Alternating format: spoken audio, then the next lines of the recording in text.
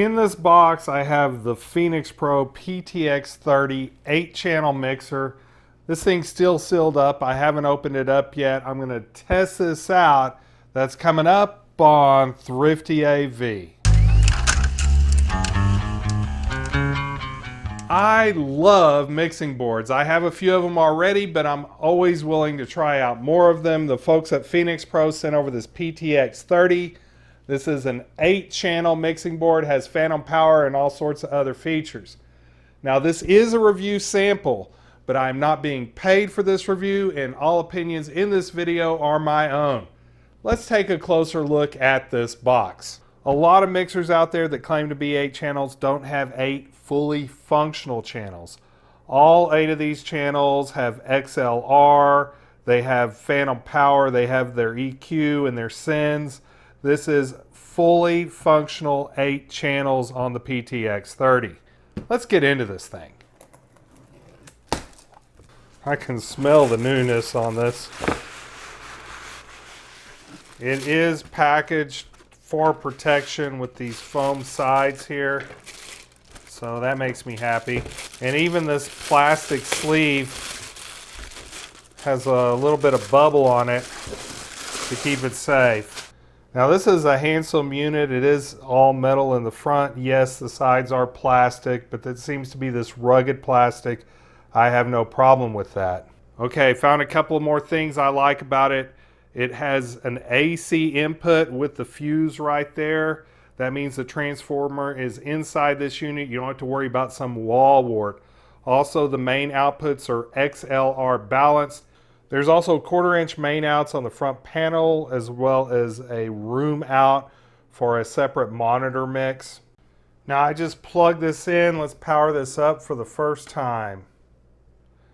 All right, I got a high there, some signal processing. I'll try to figure that out in a little bit.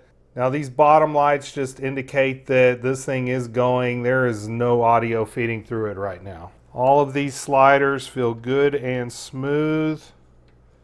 I'm going to check all of them and make sure they all feel good and smooth. Okay, first thing I'm noticing about these sliders, there is no indent at unity gain where it says 0 across these things. Having an indent at unity gain is a pro feature. I have one mixing board with that feature. This is my old Mackie CR1604, and these have indents at unity gain. You can feel when there is no gain on the sliders. Tascam 424, no indent. In fact, no marker for unity gain. Yamaha AW16G, no indent at 0, which is the same as unity gain. Zoom R24, also this one has no indent at 0. Tascam DP32, again, no indent at 0. Behringer Xenix 802, it doesn't even have sliders, it has knobs, and again, no indent at unity gain. So that one reviewer who complained that there is no indent at unity gain might be used to using a Mackie board, because most budget boards simply do not have that feature.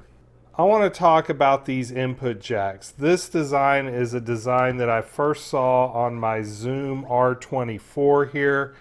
Now, I have not used this mixer yet, but I have used this design plenty on the Zoom R24 and it works fine. Now these will accept 2 different inputs. It will accept an XLR input like so. It will also accept a 1/4-inch input. Now the 1/4-inch input can be balanced like this one, or it can also be unbalanced. Now, phantom power is not going to work with the 1/4-inch, so with phantom power devices, you're going to need to use the XLR input. The trim range on these inputs goes from +10 dB to +60 dB.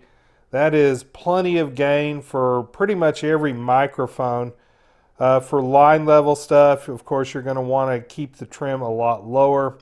Okay, the fixed frequency 3-band EQ has a high frequency of 12,000 Hertz, plus or minus 15 dB, mid frequency 2.5 thousand plus or minus 15 dB, and low frequency of 80 Hertz plus or minus 15.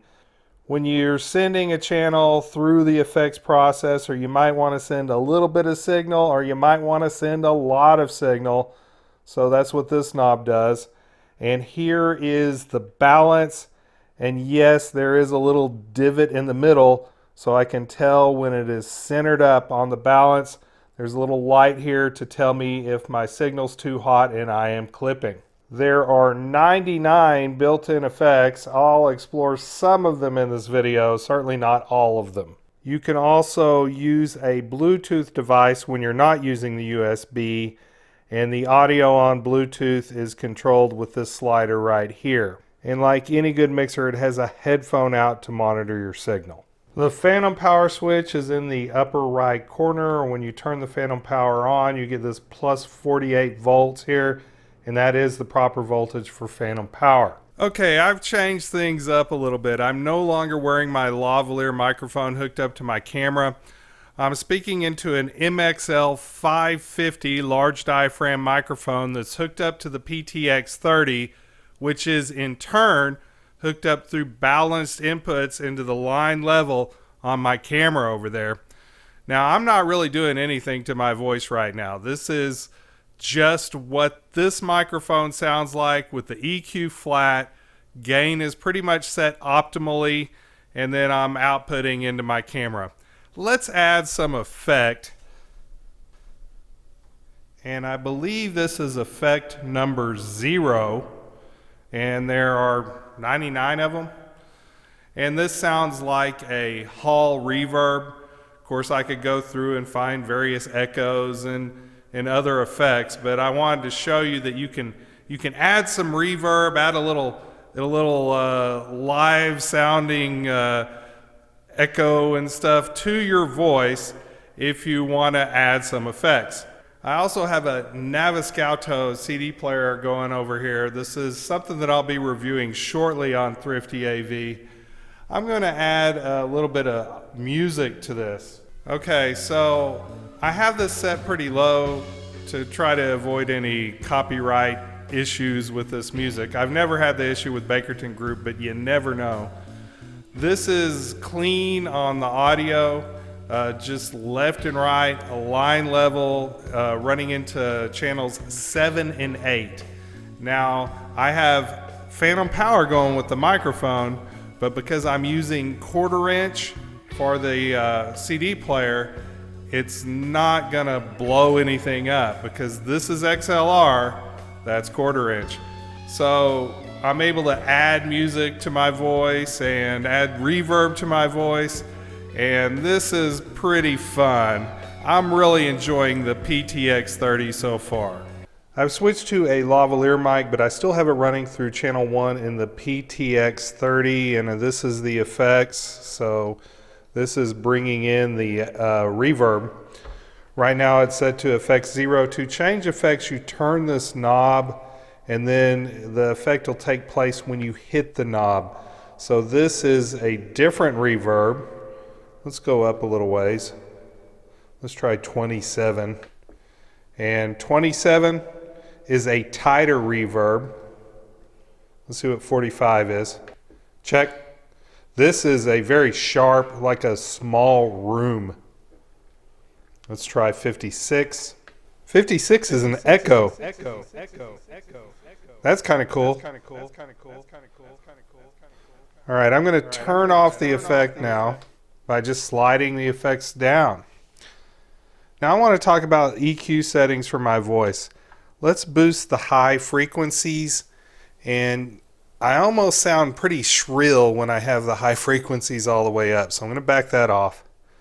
I can also boost the bass, which sometimes with a lavalier mic you might want to boost the bass a little bit. And also the mid-range, so it actually kind of sounds like a cheap mic when I turn the mid-range up too high, because cheap mics tend to be mid-rangey. Okay, now I want to try the Bluetooth out. I have not tried this yet. I'm going to click this button that says connect. Okay, the Bluetooth light is now blinking. All right, I am now paired. All right, I am now playing some Bakerton Group off of YouTube, and I'm going to turn up the MP3 here. Let's turn it up on the phone a little bit. And now I'm using the Bluetooth feature on this mixer to add kind of a bed of music to the mix. This comes in handy, let's say, between sets. If you're mixing a band, you can just plug in your phone and play some music through the mixer while the band's on break. Okay, there is a tiny print list here that talks about what these effects are. Ooh, is that plastic to peel? Oh, plastic. And if you have a pair of reading glasses, you might be able to tell where the effects are that you want to try out. Now, I've checked out several of the features of the PTX-30, but I feel like I've barely scratched the surface. I haven't checked out the USB features. I've barely checked out the effects units. There's a lot more effects built in there. This budget 8-channel mixer has a lot to offer. But I think I should mention some of the features that you might find on a more expensive mixer that is lacking on the PTX-30. I mentioned already the lack of the indent at unity gain. There's also no direct channel access post-trim. There's no auxiliary inputs for outboard effects units, so you'll have to use the built-in effects or do it downstream from the outputs. The EQ is fixed frequency. Some folks might prefer a sweepable parametric EQ. And there is no channel solo or channel mute buttons. Personally, I'm not a big fan of solo and mute buttons because half the time there's a problem in the mix. It's one of those buttons has been pushed accidentally. I'm a fan of the clean sound, even at high gain of the PTX-30. I was impressed with the preamps built into them. This will now be my go-to mixer for certainly for smaller projects and for DJ gigs, but you could even mix a band with one of these things. If you think this mixer might be good for your projects, look in the description for an affiliate link, or maybe two, not only Amazon, but I'm going to try to set up something direct through Phenyx Pro, so look for that in the description. I want to thank the folks at Phenyx Pro for sending over the PTX-30. It's a fine device you sent me. Thank you to my patrons for supporting this channel, and remember, stay thrifty, everyone.